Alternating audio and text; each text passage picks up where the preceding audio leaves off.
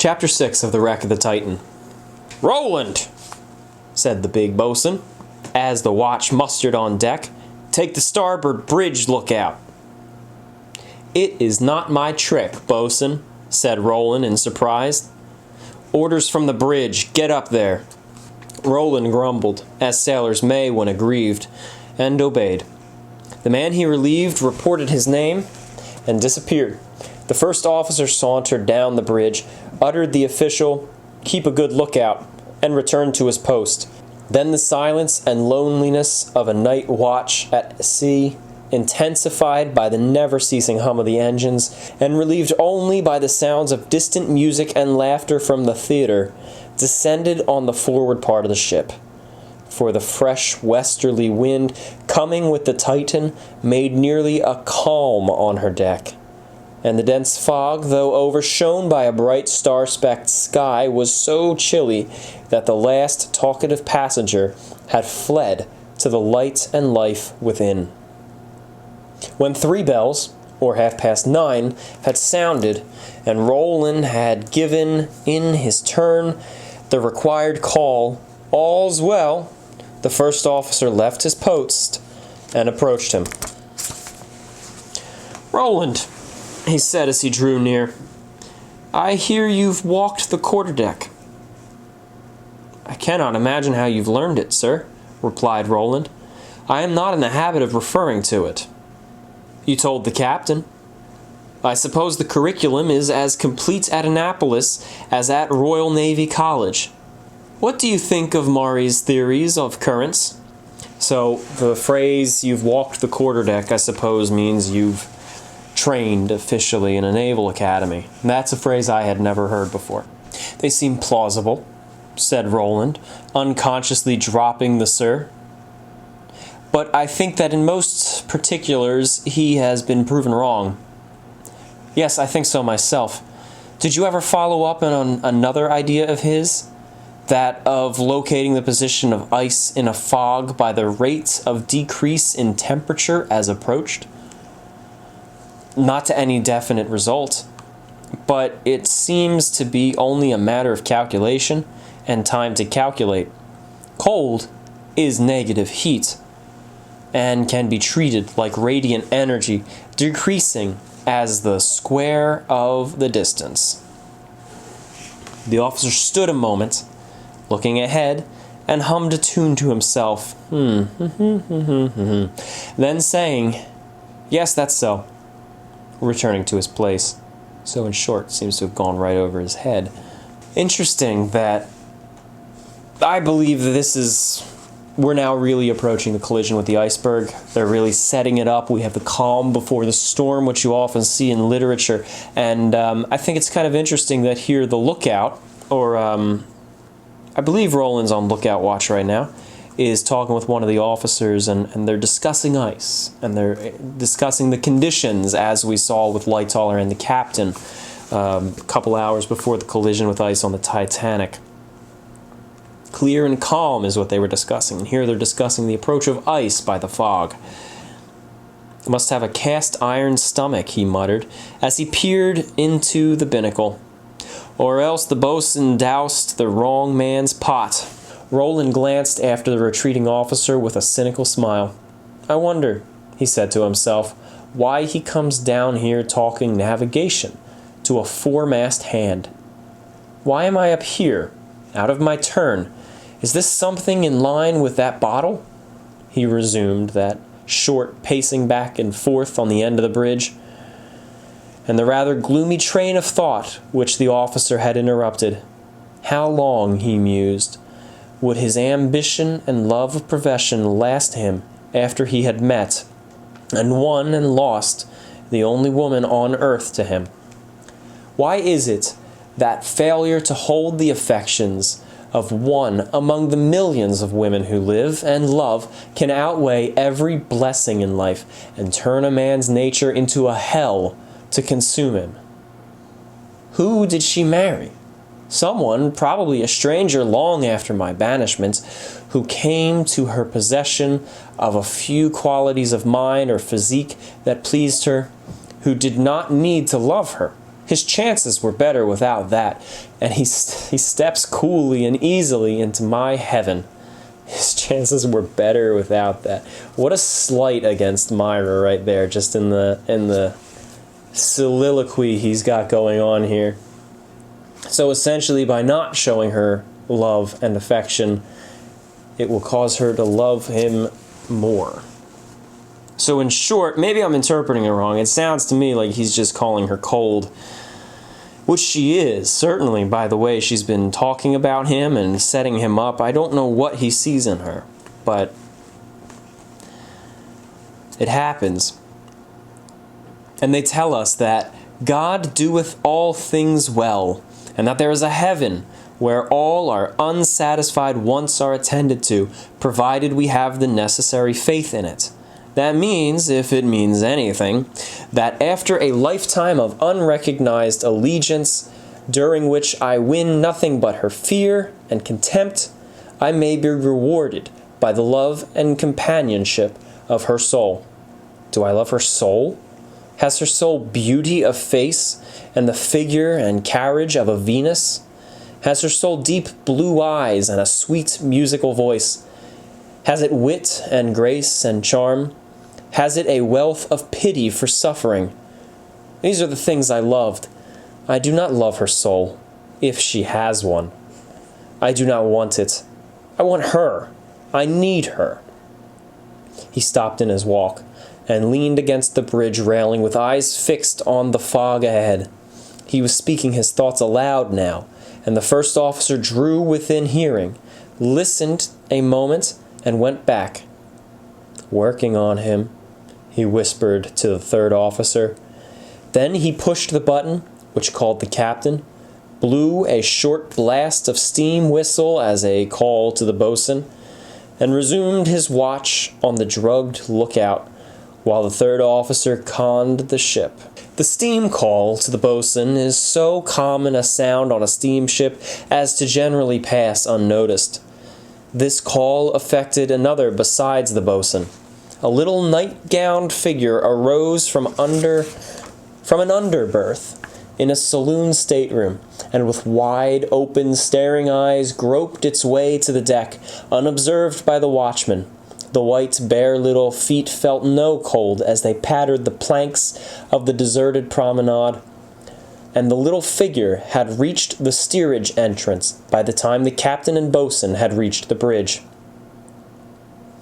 "And they talk," went on Roland, as the three watched and listened, "of the wonderful love and care of a merciful God who controls all things, who has given me my deficits and my capacity for loving, and then placed Myra Gaunt in my way. Is there mercy to me in this? As part of a great evolutionary principle which develops the race life at the expense of the individual, it might be consistent with the idea of a God, a first cause. But does the individual who perishes because unfitted to survive owe any love or gratitude to this God? He does not. On the supposition that he exists, I deny it, and on the complete lack of evidence that he does exist, I affirm myself the integrity of cause and effect, which is enough to explain the universe and me. A merciful God, a kind, loving, just, and merciful God." He burst into a fit of incongruous laughter, which stopped short as he clapped his hands to his stomach and then to his head.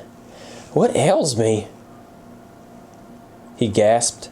"I feel as though I had swallowed hot coals, and my head and my eyes, I can't see."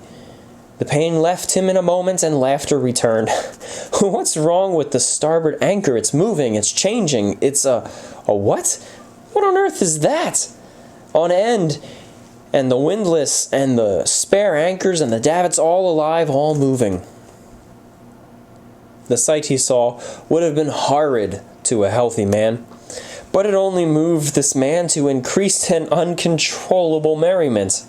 The two rails below, leading to the stem, had arisen before him in a shadowy triangle, and within it were the deck fittings he had mentioned.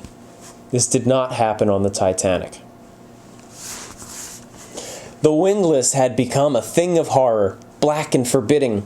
The two-end barrels were the bulging, lightless eyes of a nondescript monster for which the cable chains had multiplied themselves into innumerable legs and tentacles. And this thing was crawling around within the triangle.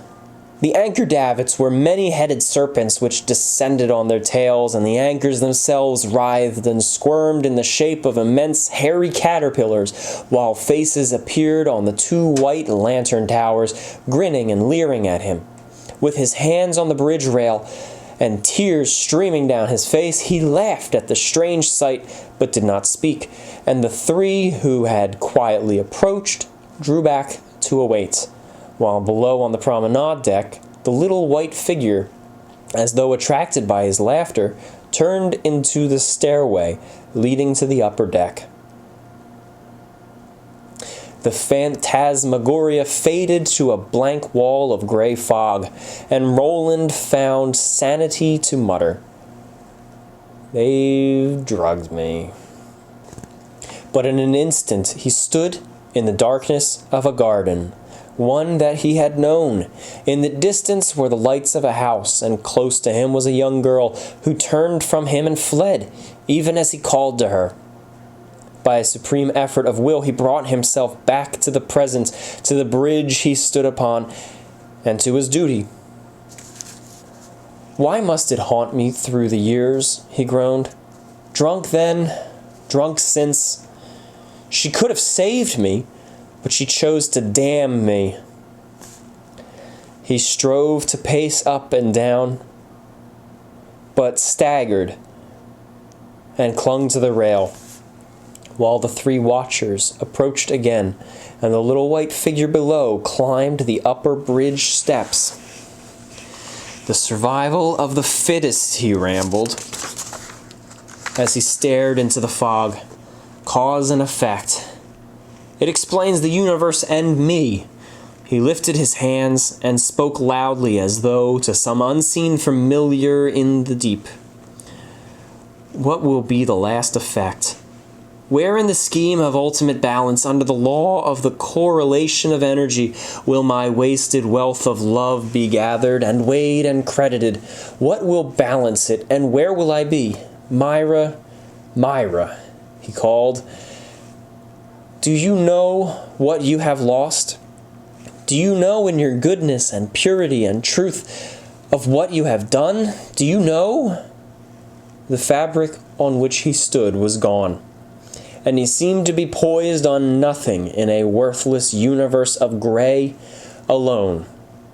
And in the vast, limitless emptiness, there was no sound or life or change, and in his heart neither fear nor wonder nor emotion of any kind, save one, the unspeakable hunger of a love that had failed.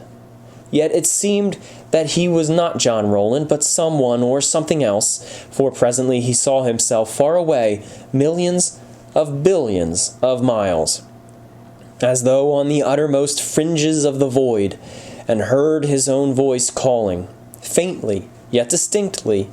Filled with the concentrated despair of his life came the call, "Myra, Myra."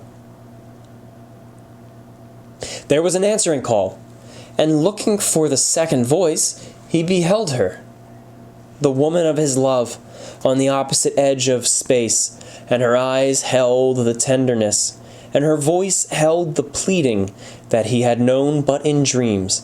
"Come back," she called, "come back to me." But it seemed that the two could not understand, for again he heard the despairing cry, "Myra, Myra, where are you?" And again the answer, "Come back, come back." Then in the far distance to the right appeared a faint point of flame which grew larger. It was approaching, and he dispassionately viewed it, and when he looked again for the two, they were gone. And in their places were two clouds of nebula, which resolved into myriad points of sparkling light and color, whirling, encroaching, until they filled all space, and through them the larger light was coming, and growing larger, straight for him. He heard a rushing sound, and looking for it, saw in the opposite direction a formless object, as much darker than the gray of the void as the flame was brighter, and it too was growing larger and coming. And it seemed to him that this light and darkness were the good and evil of his life, and he watched to see which would reach him first, but felt no surprise or regret when he saw that the darkness was nearest. It came closer and closer until it brushed him on the side. "What have we here, Roland?" said a voice. Instantly the whirling points were blotted out. The universe of gray changed to the fog, the flame of light to the moon rising above it, and the shapeless darkness to the form of the first officer. The little white figure which had just darted past the three watchers stood at his feet. As though warned by an inner subconsciousness of danger, it had come in its sleep for safety and care to its mother's old lover. The strong and the weak, the degraded and the disgraced, but exalted, the persecuted, drugged, and all but helpless John Roland. With the readiness with which a man who dozes while standing will answer the question that awakens him, he said, though he stammered, from the now waning effect of the drug, "Myra's child, sir, it's asleep." He picked up the night-gowned little girl, who screamed as she awakened, and folded his pea-jacket around the cold little body. "Who is Myra?" asked the officer in a bullying tone, in which were also chagrin and disappointment. "You've been asleep yourself." Before Roland could reply, a shout from the crow's nest split the air. "Ice!" yelled the lookout. "Ice ahead! Iceberg right under the bows!" The first officer ran amidships, and the captain, who had remained there, sprang to the engine room telegraph, and this time the lever was turned. But in 5 seconds the bow of the Titan began to lift, and ahead, on either hand, could be seen through the fog a field of ice, which arose in an incline to 100 feet high in her track. The music in the theater ceased, and among the babble of shouts and cries and the deafening noise of steel scraping and crushing over ice, Roland heard the agonizing voice of a woman crying from the bridge steps, "Myra, Myra, where are you? Come back." End of chapter 6. So the Titan has just hit ice. Now, a few significant differences here. First off, I actually really loved the writing in this chapter on a personal note, even separate from the Titanic history comparison. So the ship just hit the ice. She hit the ice head on, and she seems to have hit a cliff face, a solid 100-foot wall of ice that seems to go on in either direction, a field ice. Titanic did not hit field ice. It hit an iceberg, a glancing blow, not head on. There was 5 seconds or so, or about, between the actions of the officers and crew and the collision, whereas on the Titanic, it's estimated to be about 37 to 40 seconds. So there are some significant differences here, and there is immediate panic here on board the Titan. We're going to go into that a little bit more in the next chapter, chapter 7. But here so far, we already have the outbreak of panic. The theater stops. Now, Titanic didn't have a theater, but the theater stops. Everyone is awoken. And we have people shouting and looking for each other already. This is going to be a very different sinking from the Titanic. And we have our hero, John Roland, who is drugged and high and hallucinating through this disaster. That's not going to be good.